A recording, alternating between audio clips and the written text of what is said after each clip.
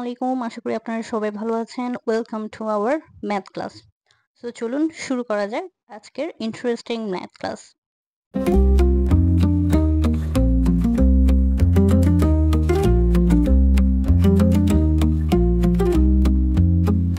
So আজকে আমাদের topic হচ্ছে পার্সেন্টেজ। খুব ইম্পর্টেন্ট একটা চ্যাপ্টার আমরা জানি। So what is percentage? পার্সেন্টেজের মধ্যেই লুকিয়ে আছে যে আসলে পার্সেন্টেজ কি। দেখেন, পারসেন্ট মানে কি? সেন্ট মানে হচ্ছে 100, এর মানে হচ্ছে পার 100 আসলে কত, সেটাই হচ্ছে পার্সেন্টেজ। ধরেন আপনাকে বলা হলো আপনার ইনকাম হচ্ছে 1000 টাকা আর আপনি খরচ করেন হচ্ছে 500 টাকা। আপনাকে জিজ্ঞেস করা হলো যে আপনি আপনার ইনকামের কত পার্সেন্ট খরচ করেন। তাইলে কত, কিভাবে বের করব? ঐকিক নিয়মে বের করি, বাচ্চাকালের মতো। 1000 টাকা যদি আপনার ইনকাম হয়, 500 টাকা হচ্ছে আপনার খরচ। তাহলে 1 টাকায় খরচ হচ্ছে, তাহলে 100 টাকায় খরচ হচ্ছে, মাল্টিপ্লাই হবে, কাটাকাটি করি, তাহলে কত? 50%। সো আপনি খরচ করেন হচ্ছে আপনার ইনকামের 50%। এটা দেখলেও বোঝা যায়। দেখেন, 1000 টাকায় 500 টাকা যদি খরচ হয়, মানে কি আপনি আপনার হাফ খরচ করতে ফেলছেন। 100 হাফ কত? 50। সো 50% আপনি খরচ করে ফেলছেন। তো এটাই হচ্ছে আসলে বেসিক্যালি পার্সেন্টেজ। মানে আপনাকে যেটাই দেয়া হোক না কেন, যাই থাকুক, সেটা যখনই পার্সেন্টেজে বের করতে বলবে তখন আপনি 100 তে কনভার্ট করে নিয়ে আসবেন। ম্যাথ করতে করতে আরো বেশি ক্লিয়ার হয়ে যাবে। চলুন ফার্স্ট ম্যাথ করা যাক। বলছে in an examination 80% candidates passed in English. কোন একটা এক্সামিনেশনে 80% ক্যান্ডিডেট, যে টোটাল ক্যান্ডিডেট ছিল তার 80% হচ্ছে ইংলিশে পাস করেছে। 85% candidates passed in mathematics. 85% candidate হচ্ছে আপনার ম্যাথে পাস করেছেন। 73% candidate passed in both subject. সব সাবজেক্টে, দুইটা সাবজেক্টেই পাস করেছে। Then what percent of candidates failed in both subject. দুইটা সাবজেক্টেই ফেল করেছে কত পার্সেন্ট, সেটা আমাকে বের করতে বলেছে। আচ্ছা, দেখেন ইংলিশে যখন বলেছে যে 80% পাস করেছে, এর মানে কি সে শুধু ইংলিশে পাস করেছে এটা বোঝাচ্ছে, নাকি এর মধ্যে ম্যাথও থাকবে? ইংলিশে পাস করেছে, এর মানে কি সে ম্যাথে পাসও করতে পারে, ফেইলও করতে পারে। সেম ওয়েতে 85% ম্যাথে পাস করেছে, এর মানে কি এখানে ইংলিশেও থাকতে পারে, আবার ইংলিশে ফেল করেছে এরকমও থাকতে পারে। আমাকে বলেছে ম্যাথে পাস করেছে 85%। আচ্ছা, আমি যদি এখন বের করতে চাই শুধুমাত্র ইংলিশে কতজন পাস করেছে, শুধুমাত্র ইংলিশে, ম্যাথ আমি আনবো না, তাহলে শুধুমাত্র ইংলিশে পাস করেছে এমন আনার জন্য আমাকে কি করতে হবে? আমার এই যে 80%, এটার মধ্যে তো ম্যাথও আছে। তাহলে আমি এই 80 থেকে, এই যে দেখেন 73% যে আমার বোথ সাবজেক্ট এখানে ম্যাথও আছে, ইংলিশও আছে, বোথ সাবজেক্টের এটাকে যদি বিয়োগ করে দিই, তাহলে আমার শুধু ইংলিশটা চলে আসছে না? বোথ সাবজেক্ট বাদ দিয়ে দিলে এই বাকিটুকু যা থাকবে সেটা শুধু ইংলিশে পাস করেছে। কারণ আমার তো বোথ সাবজেক্টে 73%, 80% কিন্তু বোথ সাবজেক্ট না। এর মানে কি আমার শুধুমাত্র ইংলিশে পাস করেছে হচ্ছে 7%। সেম ওয়েতে আমি ম্যাথেরটা বের করব, যে শুধুমাত্র ম্যাথে কয়জন পাস করেছে। ম্যাথে পাস করেছে হচ্ছে কি 85%, বোথ সাবজেক্টে 73%, বিয়োগ দিলে শুধুমাত্র ম্যাথে। হ্যাঁ, ২ টা কিন্তু কনফিউজড হবেন না। এই ম্যাথে 85% পাস করেছে মানে কি? এমন না যে সে ইংলিশে পাস করেনি। ম্যাথে পাস করেছে। এর মানে সে ইংলিশেও পাস করতে পারে এখানে। সো আমি শুধুমাত্র ম্যাথেরটা বের করতে যাচ্ছি। এজন্য আমি বোথ সাবজেক্টের যেটা সেটাকে আমি বাদ দিয়ে দিচ্ছি। তাহলে 85 থেকে 73 বাদ দিলে কত থাকে? এখানে ৭, এখানে হচ্ছে তাহলে ১২%। এবার হচ্ছে আমি বোথ সাবজেক্টে পাস। দেখেন আমি সব পাস বের করে নিচ্ছি। আমি যখন সব পাস বের করে নিব তখনই তো ফেলটা বের করতে পারবো, তাই না? এজন্য আমি সবার আগে সবসময় পাসটা বের করে নিচ্ছি। তাইলে এই যে দেখেন আমার বোথ সাবজেক্টে পাস করেছে কত, ওরাই বলে দিয়েছে 73%। টোটাল কত আসে আমার? 92%। তাইলে এটা হচ্ছে আমার পাস। দেখেন আমার আর কোনো পাস বাকি নেই। এটা হচ্ছে আমার টোটাল পাস। তাইলে আমার টোটাল পার্সেন্টেজে কত? 100। 100 হচ্ছে আমার পার্সেন্টেজ। 92% হচ্ছে আমার টোটাল পাস। তাহলে ফেল কত? 100 থেকে 92 বাদ দিলাম, থাকে কত? 8%। তাইলে অ্যান্সার হচ্ছে 8%। মানে বোথ সাবজেক্টে ফেল করেছে হচ্ছে আমার 8%। হোপফুলি বুঝাতে পেরেছি। চলেন সেকেন্ড নাম্বার মেতে যাই। বলছে in the price of the commodity is increased by 50% if যদি কোনো commodity price যদি 50% বাড়ে by what fraction must its consumption be reduced so as to keep the same expenditure on its consumption? ধরেন আপনি লবণ ইউজ করেন, লবণের দাম 100 টাকা, যতটুকু লবণ আপনি ইউজ করেন। এখন হঠাৎ করে এটার দাম 50% বেড়ে গেল। 50% বেড়ে যাওয়া মানে কি? আরো 50 টাকা বেড়ে যাওয়া পার্সেন্ট। 100 টাকার মানে 100 এ 50% মানে কি 50 টাকা। তাইলে কত হয়ে গেল? 150 টাকা হয়ে গেল না? এখন বলছে আপনি আগে 100 টাকায় যতটুকু মানে ইউজ করতেন, এখন 150 টাকা হয়ে গেছে। কিন্তু আপনার কাছে 150 টাকা নাই খরচ করার মতো। আপনার কাছে এই 100 টাকাই আছে। যখন আমাদের কোনো কিছু ওই যে বলে না বিদ্যুৎ বিল বেড়ে গেছে, এখন কি করে বাবা মা খালি বলে না যে ইয়ে খরচ কমাও, বিদ্যুৎ এত বিদ্যুৎ চালাবা না, এসি চালাবা না, ফ্যান চালাবা না, লাইট চালাবা না, বেশি দিনের বেলা লাইট জ্বালাবা না। এর মানে কি আমরা আমাদের কনজাম্পশন কমিয়ে নিয়ে আসি। এখানেও সেম ওয়েতেই বলছে যে আপনি 150 টাকা হওয়ার পরেও আপনি আসলে 100 টাকাই খরচ করবেন। তাহলে 100 টাকা খরচই যখন করবেন আপনাকে অবশ্যই আপনার কনজাম্পশন কমায় নিয়ে আসতে হবে। তাহলে এটার একটা ইজি সূত্র দেখাই। সবসময় যখনই এরকম বলবে যে কোনো কিছুর দাম বেড়ে গেছে আর কনজাম্পশন রিডিউস করতে বলবে, তখন সূত্র হচ্ছে এক্স ইন্টু এক্স প্লাস 100। এটা দিয়ে হচ্ছে আপনি ফ্র্যাকশন বের করে ফেলতে পারবেন। তাহলে এক্স হচ্ছে কি আমার বেড়েছে কত? 50%। 50 প্লাস 100 তাহলে ইকুয়ালস টু 50 ডিভাইডেড বাই 150। কাটাকাটি করি, তাহলে 1.3। তাহলে আমার এই যে ফ্র্যাকশন 1.3, এই ফ্র্যাকশন হচ্ছে আমাকে আমার কনজাম্পশন যেটা সেটা কমাতে হবে। আচ্ছা, সূত্রটা যদি আপনার এটা হচ্ছে ইনক্রিজের ক্ষেত্রে, ডিক্রিজের ক্ষেত্রেও সেম। যদি এখানে বলতো যে 20%, ধরেন 20% আমাকে ডিক্রিজ হয়েছে, ডিক্রিজ হয়েছে, তাহলে আপনার কনজাম্পশন বাড়াতে হবে। কনজাম্পশন বাড়াবো, ধরেন কোনো কিছুর দাম কমে গেছে, কমে গেলে তখন আমরা কি করি? যে খরচ ইয়েটা একটু ইউজটা একটু বাড়িয়ে ফেলি আমরা, হ্যাঁ। সেক্ষেত্রে কি করবো? সেক্ষেত্রে জাস্ট এই জিনিসটা চেঞ্জ হবে, উপরে সেম এক্স থাকবে, এখানে খালি এক্স মাইনাস 100 মাইনাস এক্স হবে, 100 মাইনাস এক্স, যেহেতু ডিক্রিজ হচ্ছে, ইনক্রিজের ক্ষেত্রে যোগ হবে, ডিক্রিজের ক্ষেত্রে মাইনাস হবে, বাকি সব সেম। ওকে, নেক্সট ম্যাথে যাওয়া যায়। বলছে the population of a town increases every year by 4%। প্রতি বছর একটা টাউনে কিছু মানুষ আছে যেটা পপুলেশন 4% করে বাড়ে। If its present population is 50,000 then after 2 years it will be. 2 years পরে কত হবে? আচ্ছা,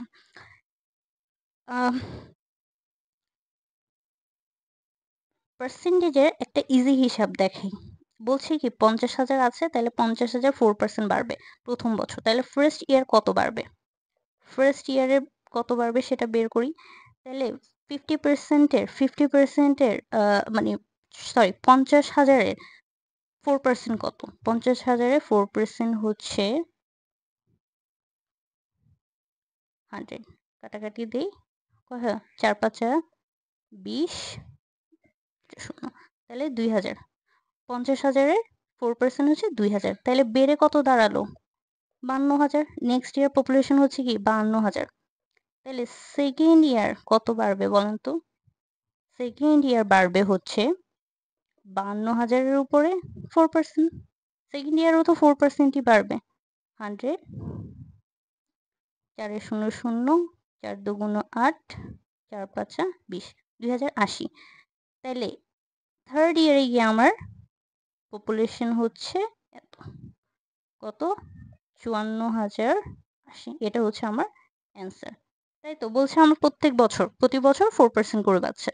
তাহলে প্রথম বছর বাড়লো হচ্ছে 2,000, নেক্সট ইয়ার বাড়লো হচ্ছে, দেখেন নেক্সট ইয়ার কিন্তু আবার 50,000-এর উপর 4% করতে যাবেন না, কারণ নেক্সট ইয়ার কিন্তু আমার পপুলেশন কত হয়ে গেছিল? 52,000। সো 52,000-এর উপরে 4% করতে হবে, এটা অনেকে ভুল করে। সো আমার অ্যান্সার হচ্ছে 54,080। নেক্সট ম্যাথে যাওয়া যাক।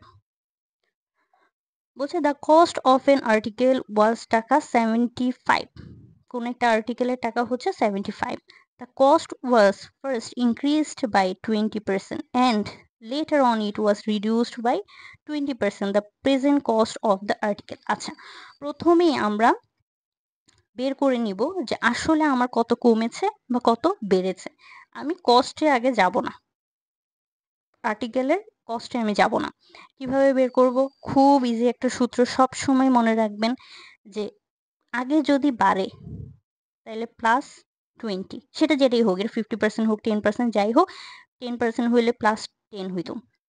দেন কি হয়েছে? রিডিউস -20 আগে বেড়েছে এজন্য +20 -20 দেন হচ্ছে এটা হচ্ছে সূত্র আপনার, হ্যাঁ? দেন হচ্ছে আপনার মাইনাস। এখানে যাই থাকুক না কেন, এখানে তো হচ্ছে বাড়লে আপনার প্লাস, কমলে আপনার মাইনাস। দেন এটাও সবসময় মাইনাস। বাড়ুক বা কমুক যাই হোক এটা সবসময় মাইনাস।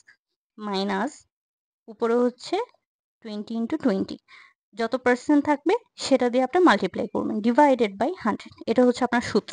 এখানে যদি 10 থাকতো তাহলে আমি +10 -10 ডিভাইডেড বাই 10 × 10 ডিভাইডেড বাই 100 হতো। 50 হলে 50 দিয়ে করতাম, 40 হলে 40 দিয়ে করতাম, যেটা হতো সেটা দিয়ে করতাম। ওকে, কেটে দিলাম। আচ্ছা, তাহলে দেখেন এখানে প্লাস মাইনাস কাটাকাটি শেষ, এটা কাটাকাটি শেষ, তাহলে কি -4%। মানে কি আমার একবার বেড়েছে একবার কমেছে, এর ফলে আসলে আমার হয়েছে হচ্ছে টোটালে গিয়ে -4% কমবে, -4% কমবে। এখন -4% কমা মানে কি আমার 75 টাকার উপরে 4% কমবে।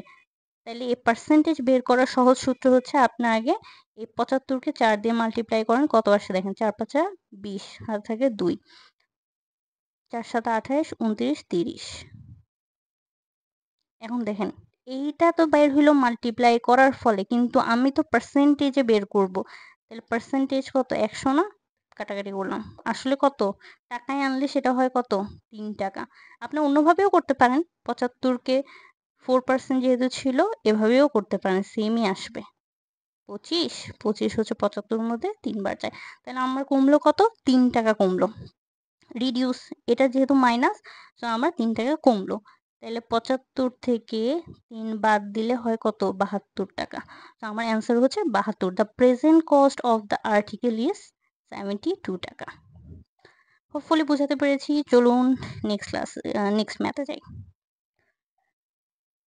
বলছে the price of the sugar rise by 25%.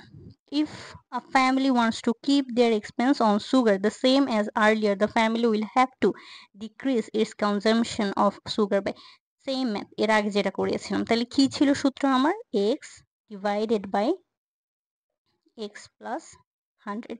কেন? কারণ হচ্ছে রাইস হয়েছে, বেড়েছে, কমলে মাইনাস হতো। তাহলে কত বেড়েছে? 25%।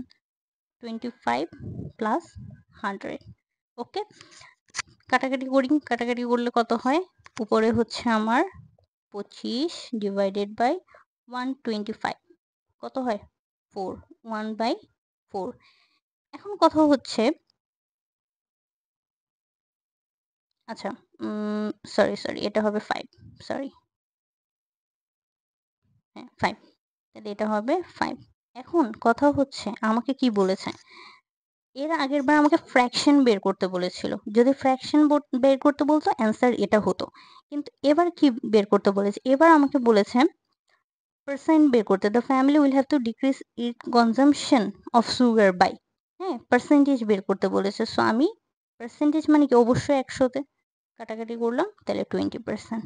এটা খুব ইজি হিসাব। এমনি তো আপনার চোখ বন্ধ করে টাকায় দিতে পারেন। যদি কখনো দেখেন যে আপনার মানে প্রাইস বেড়েছে হচ্ছে 25%, এর মানে হচ্ছে আপনার কনজাম্পশন কমাইতে হবে 20%। অথবা প্রাইস যদি বেড়ে থাকে 20%, কনজাম্পশন কমাইতে হবে 25%। এটা একদম মানে অপোজিট, হ্যাঁ? 25-20 হিসাব না করেও আপনি এমসিকিউতে দাগাই দিতে পারেন এবং এই ম্যাথ খুব কমন আসে।